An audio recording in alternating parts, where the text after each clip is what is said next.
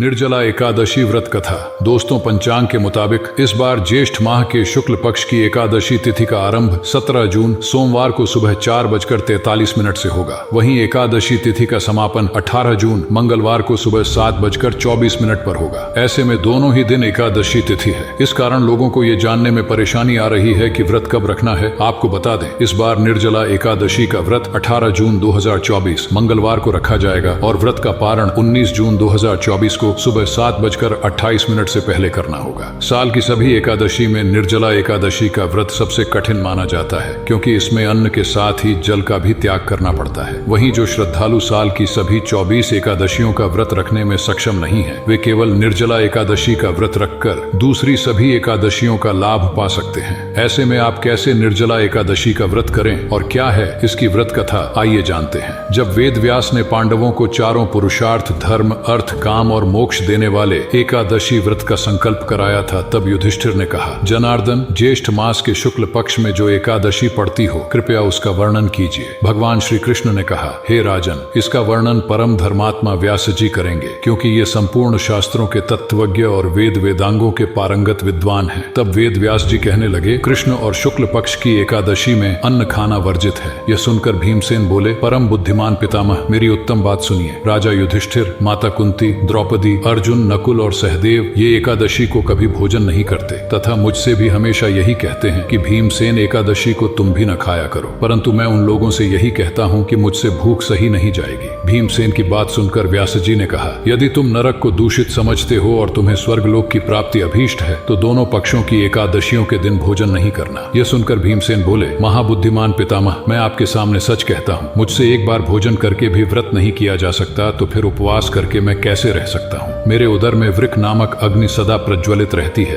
अतः जब मैं बहुत अधिक खाता हूँ तभी यह शांत होती है। इसलिए महामुनि, मैं पूरे वर्ष भर में केवल एक ही उपवास कर सकता हूँ, जिससे स्वर्ग की प्राप्ति सुलभ हो तथा जिसके करने से मैं कल्याण का भागी हो सकूं। ऐसा कोई एक व्रत निश्चय करके बताइए, मैं उसका यथोचित रूप से पालन करूंगा। व्यास जी ने कहा, भीम, ज्येष्ठ मास में सूर्य वृषभ राशि पर हो या मिथुन राशि पर शुक्ल पक्ष में जो एकादशी हो, उसका यत्न पूर्वक निर्जल व्रत करो। केवल कुल्ला या आचमन करने के लिए मुख में जल डाल सकते हो, उसको छोड़कर किसी प्रकार का जल विद्वान पुरुष मुख में न डालें, अन्यथा व्रत भंग हो जाता है। एकादशी को सूर्योदय से लेकर दूसरे दिन के सूर्योदय तक मनुष्य जल का त्याग करे तो यह व्रत पूर्ण होता है। हे कुंती नंदन, निर्जला एकादशी के दिन श्रद्धालु स्त्री पुरुषों के लिए जो विशेष दान और कर्तव्य निहित हैं, उन्हें सुनो। इस दिन जल में शयन करने वाले भगवान विष्णु का पूजन और जलमयी धेनु यानी पानी में खड़ी गाय का दान करना चाहिए। सामान्य गाय या घी से बनी गाय का दान भी किया जा सकता है। इस दिन दक्षिणा और कई तरह की मिठाइयों से ब्राह्मणों को संतुष्ट करना चाहिए। उनके संतुष्ट होने पर श्रीहरि मोक्ष प्रदान करते हैं। इसके बाद द्वादशी को प्रभात काल में स्नान करके ब्राह्मणों को विधि पूर्वक जल और सुवर्ण का दान करें। इस प्रकार सब कार्य पूरा करके जितेंद्रिय पुरुष ब्राह्मणों के साथ भोजन करें। वर्ष भर में जितनी एकादशियां होती हैं, उन सब का फल इस निर्जला एकादशी से मनुष्य प्राप्त कर लेता है। इसमें तनिक भी संदेह नहीं है। शंख, चक्र और गदा धारण करने वाले भगवान केशव ने मुझसे कहा था कि यदि मानव सबको छोड़कर एकमात्र मेरी शरण में आ जाए और एकादशी को निराहार रहे, तो वह सब पापों से छूट जाता है। भीमसेन, ज्येष्ठ मास में शुक्ल पक्ष की जो शुभ एकादशी होती है, उसका निर्जल व्रत करना चाहिए। उस दिन श्रेष्ठ ब्राह्मणों को शक्कर के साथ जल के घड़े दान करने चाहिए। ऐसा करने से मनुष्य भगवान विष्णु के समीप पहुंचकर आनंद का अनुभव करता है। इसके बाद द्वादशी को ब्राह्मण भोजन कराने के बाद स्वयं भोजन करे। जो इस प्रकार पूर्ण रूप से पाप नाशिनी एकादशी का व्रत करता है, वह सब पापों से मुक्त हो आनंदमय पद को प्राप्त होता है। यह सुनकर भीमसेन ने भी इस शुभ एकादशी का व्रत आरंभ कर दिया। इस कारण ज्येष्ठ मास शुक्ल पक्ष की एकादशी को भीमसेनी एकादशी के नाम से भी जानते हैं। जिन्होंने श्री हरि की पूजा और रात्रि में जागरण करते हुए इस निर्जला एकादशी का व्रत किया है, उन्होंने अपने साथ ही बीती हुई 100 पीढ़ियों को और आने वाली 100 पीढ़ियों को भगवान वासुदेव के परम धाम में पहुंचा दिया है। निर्जला एकादशी के दिन अन्न, वस्त्र, गौ, जल, शैया, सुंदर आसन, कमंडल तथा छाता दान करने चाहिए। जो श्रेष्ठ तथा सुपात्र ब्राह्मण को जूता दान करता है, वह सोने के विमान पर बैठकर स्वर्गलोक में प्रतिष्ठित होता है। जो इस एकादशी की महिमा को भक्ति पूर्वक सुनता अथवा उसका वर्णन करता है, वह स्वर्गलोक में जाता है। चतुर्दशी युक्त अमावस्या को सूर्य ग्रहण के समय श्राद्ध करके मनुष्य जिस फल को प्राप्त करता है, वही फल इस कथा को सुनने से भी मिलता है। निर्जला एकादशी व्रत में दिन भर इन बातों का ध्यान रखें। पवित्रीकरण के समय जल आचमन आचमन के अलावा अगले दिन सूर्योदय तक पानी नहीं पिए। दिन भर कम बोलें और हो सके तो मौन रहने की कोशिश करें। दिन भर न सोएं और रात्रि जागरण करें। ब्रह्मचर्य का पालन करें। झूठ न बोलें, गुस्सा और विवाद न करें। पूरे मन से निर्जला एकादशी व्रत का पालन करें। नारायण की कृपा आप सभी पर बनी रहे। राधे कृष्ण।